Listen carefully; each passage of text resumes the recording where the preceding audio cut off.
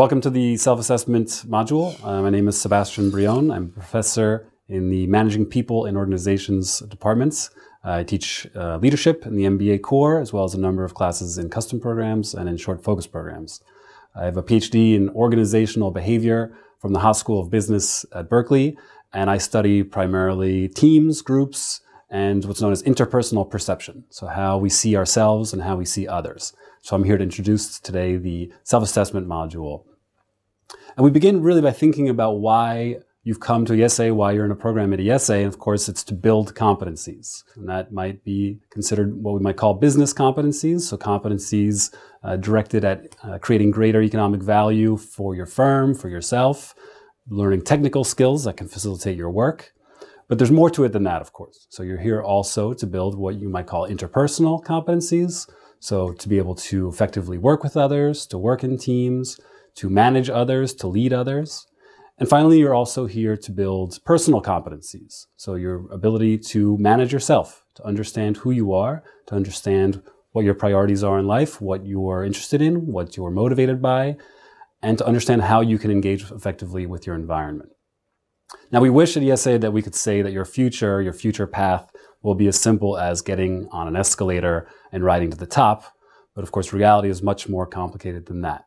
So it's much more likely that it looks a bit more like an M.C. Escher painting, where it's not exactly clear how to get to where you're going, and perhaps not even clear where you're going. So the team here at ESA, both in career services as well as your professors, are here to help you make sense of this confusion. You may occasionally find yourself with some questions. What should be my next career move? Where should I go? What should I do? Where can I add the most value? What are my interests? What are my priorities? What is my personality?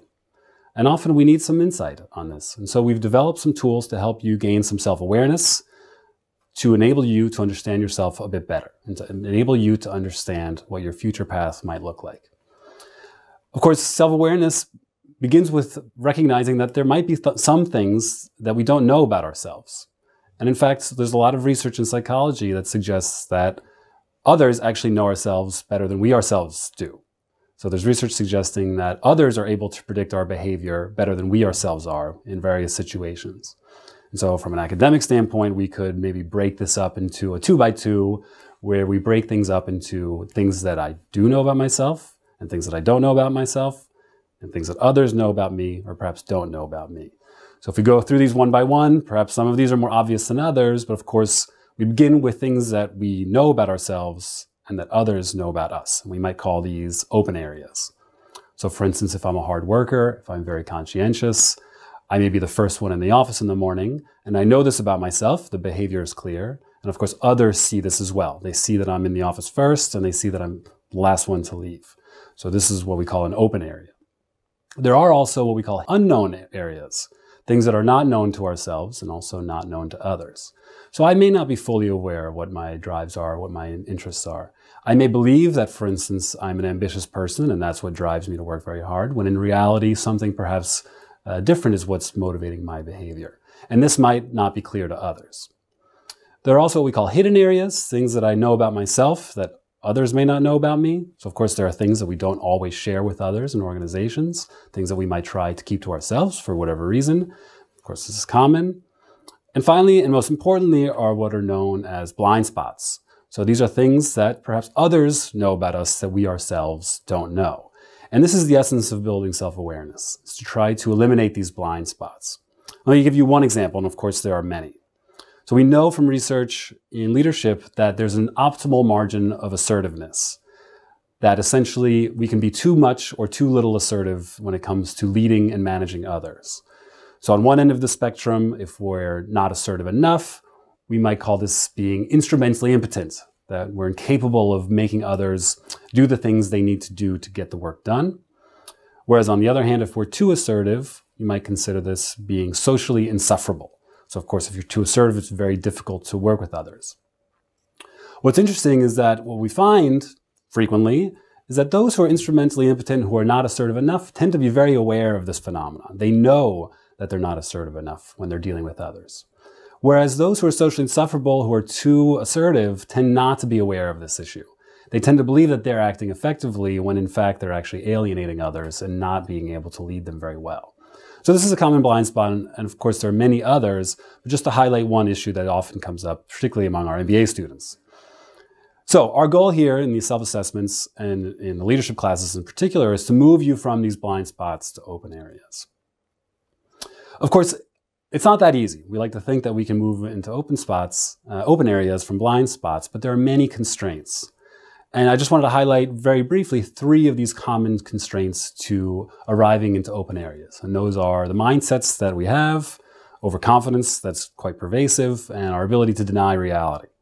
So first are mindsets. There's fantastic research done by a Stanford psychologist named Carol Dweck, who's been studying individual change over the last 30 years. And what she's found is that individuals tend to have one of 2 mindsets when it comes to their ability to change. The first is what's known as a fixed mindset, so believing that we're born with a certain set of abilities, whether that's abilities that are competencies, intelligence, morality, leadership capacity, that we're born with those and there's very little we can do to change them. On the other hand, other individuals have what's known as a growth mindset, in which people believe that their abilities can be developed over time through effort. And interestingly, we've surveyed the MBA students coming to ESA, and fully a third of our students have a fixed mindset, which is a bit shocking to a professor, of course. But we hope that through experience in these self-assessments, you come to recognize that there are certain abilities that you can, in fact, develop. But it begins with having this growth mindset. And so through Carol Dweck's research that she's done at Stanford over the years, she's found that there are significant differences in the way that individuals behave as a function of the mindsets that they have. And in particular, growth mindsets react very differently to those with fixed mindsets when it comes to self-assessments and feedback. The individuals with fixed mindsets tend to not be open to receiving feedback from others, tend to deny the reality of feedback, they tend to not listen to others and not seek out the support that they need. So we hope that over time we can help you develop a growth mindset if you're one of the few who does not come to ESA with a growth mindset. The second phenomenon is overconfidence, which is one of the most pervasive findings in social psychology and psychology in general. Individuals tend to overestimate their rank relative to others on a number of domains. That includes driving, so driving ability is one of the most common ones. Most people tend to believe that they're above average drivers. And this is a phenomenon that's virtually statistically impossible. And there was great research done at Stanford Business School looking at MBA students, and it turns out that 95% of MBA students put themselves in the top percentile in their ability in terms of sizing up their classmates, in terms of their trustworthiness and their leadership capability. So just one example of the pervasiveness of the extent to which we think that we outrank others. And of course, self-assessments enable us to see ourselves in a more realistic light, both in terms of what our true strengths and weaknesses are and how we rank relative to others. The final phenomenon is what we might call denial. So we're fantastically good at denying reality. So as the following cartoon illustrates, this guy says to the other, "I've learned not to listen to critics who are right about me." We're fantastically good at ignoring information that might benefit us. And so we hope by using the tools provided at ESA that you will learn to listen to critics who may be right about you, for good and for bad. So we have these 3 constraints, and we just wanted to suggest that you think about the ways to overcome these 3 constraints. First, of course, try as much as you can to believe that change is possible. In fact, we know that change is possible. ESA would not exist if change were not possible. Recognize your level of overconfidence and seek support from others to overcome some of the barriers to our willingness to accept feedback, and to accept that perhaps there are things that you can change and perhaps there are things that you can't. But you should accept what you can't change and change what you can't accept. So ESA has provided a number of tools for the MBA class in order to develop self-awareness, to get feedback on your personality, on your career ambitions, on your ability to work with others. And I wanted to highlight just 3 of those tools that we use very briefly to give you a sense for where you're headed very soon. The first is Career Leader. Second is what's called Insights. And finally, a number of self-administered self-assessments that are developed in-house at ESA and have been used historically through the MBAs. First of those tools is Career Leader. Career Leader is a tool that was created by professors at Harvard that essentially assesses your interests, your motivations, and your skills, and attempts to match those three domains with different industries and different job categories to help assess whether there's a match between what you're interested in, what you're motivated by, and what your skills are in certain different types of domains. And so it might give you insight. It should give you insights into your next steps in your career.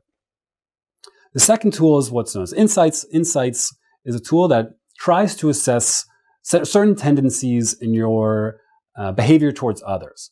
So this is not a personality test per se, but is a test that enables you to understand a bit about how you might effectively engage with others, and also to understand how others might engage with you. So it gives you particularly a sense about your certain tendencies to act in teams specifically. And finally, we've developed a number of in-house tools at Environment at ESA, where you have now almost 2 years to work with others, and we hope that you'll use your time in teams, which will be plentiful at ESA, to learn a bit about what your strengths are, and also what some of your weaknesses are in terms of your effectiveness in working in teams. So with that, I just wanted to end again reminding us that, of course, the path is not always that clear, but we hope that if you engage in these self-assessments, you take them seriously, you devote the time necessary to them, that you will be able to see your path forward in the next coming years. Thank you.